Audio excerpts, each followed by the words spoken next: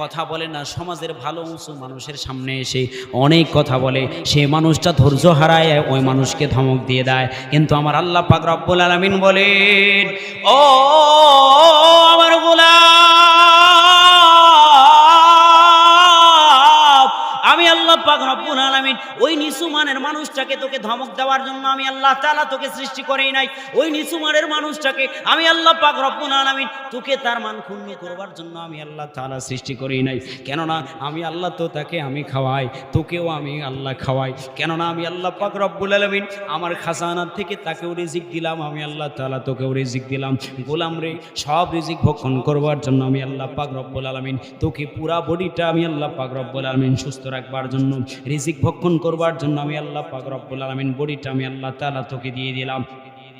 গোলাম রে, দেখো কত মানুষের বডির মধ্যে এমন রোগ হয়ে যায়, খাবার ভক্ষণ করতে পারে না, সে ভালো মতো খেতে পারে না, এরকম রোগ আল্লাহ পাক রব্বুল আলামিন তার বডির মধ্যে দিয়ে দেয়। আল্লাহ পাক রব্বুল আলামিন বলে, গোলাম তোকে আমি সুস্থ রাখলাম তাকে ধমক দেবার জন্য নয়। সে মানুষটা কথা বোঝে না, তোমাকে কেউ গালি দিল, তুমি আবার উল্টায়া কাউকে গালি দিবা। মুহাম্মদ রাসূলুল্লাহ সাল্লাল্লাহু আলাইহি ওয়াসাল্লাম বলেন, সিবাবুল মুসলিমি ফুসুকুন ওয়া কিতালুহু কুফরুন আও কামা ক্বালান নবী সাল্লাল্লাহু আলাইহি ওয়াসাল্লাম। চিল্লায়ে বলেন আল্লাহু আকবার।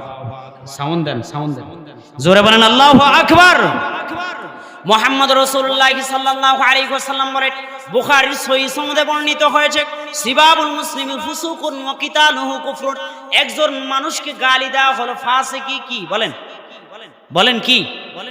একজন মানুষকে গালি দেওয়া হলো ফাসিকি, ওয়া কিতালুহু কুফরুন, এবং একজন মানুষকে না হক হত্যা করা হলো কুফরি। কোনো মানুষ যদি কোনো মানুষকে না হক হত্যা করে তাহলে সে কুফরি করে ফেলল।